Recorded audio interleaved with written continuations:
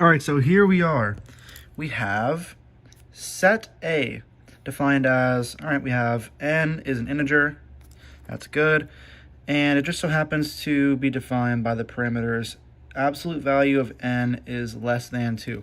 And then as for set B, well, it's also an integer, n is also an integer, but it's defined by different parameters. N squared is less than or equal to 1.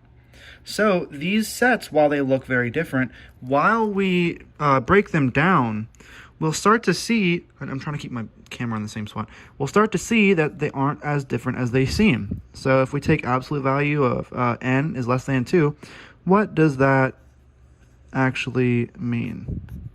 Well, as I had said in that audio message, this actually, absolute value,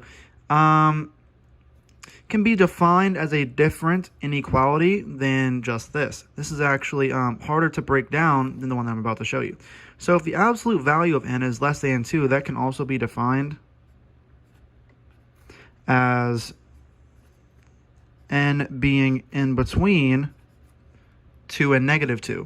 So these are the same thing. Okay, so we're wondering, well, n is an integer. Okay, also I'm working with a. N is an integer. Okay, so if n is an integer, we're worried about what integers are contained within this inequality. It's between negative 2 and 2, but notice we don't have less than or equal to signs. So all that's really contained within here are the numbers 1, well, negative 1, 0, and positive 1. So those are the three integers. Can I keep my camera? These are the three integers that are contained within set A. And then as for set B, let's go ahead and bring down the parameters for that. We know it's an integer, so let's not bother bringing that down. We have n squared is less than or equal to 1. Okay, so if we were to try and break this down a bit, we want to try and get it to look like this, right? Where we just have an n by itself. Okay, so if we were to take the square root of both sides, we would end up getting n is less than or equal to 1, except when you take the square root, you're not just going to get whatever your base is, you're actually going to get absolute value of that base. And n is the base in this case. That rhymed, that's kind of cool. So we have another inequality, kind of like what we had for A. Absolute value of n is less than or equal to 1. So what does that actually mean? We can define that the same way we did for this previous one for set A. If the absolute value of n is less than or equal to 1, that actually means that n is in between negative 1 and 1. In this case, we have less than or equal to signs. So now we want to see what integers fall within this range here. Between negative 1 and 1, we include negative 1 and 1. So that would actually yield us negative 1. Would you look at that? Negative 1, 0, and 1. So it's the same set.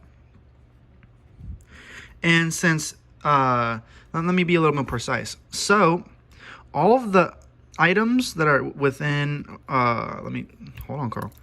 All of the items that are contained within set A are also contained within set B. So what we could say is set A is a subset of B. And then we can observe the same thing going on with set B in regards to set A. All of the items within set B are contained within set A. So we can say that set B is also a subset of A. And we have a definition. We have a definition in math where if two sets are subsets of each other, then that tells us that the sets are actually equal. And then in math, whenever you're done with your proof or whatever, you put a stupid box. I don't even think I was recording that part, but I put a period, erased it, and put a freaking box, because that's what we do. We put boxes. So this would be if this problem was never solved. Like if people were like, well, is set A equal to set B? Is it not equal to? How do you relate sets A and B? If this had never been solved, this would be the process I'd take to solve it. And then all of this is my work to back up this conclusion, which I think is freaking dope.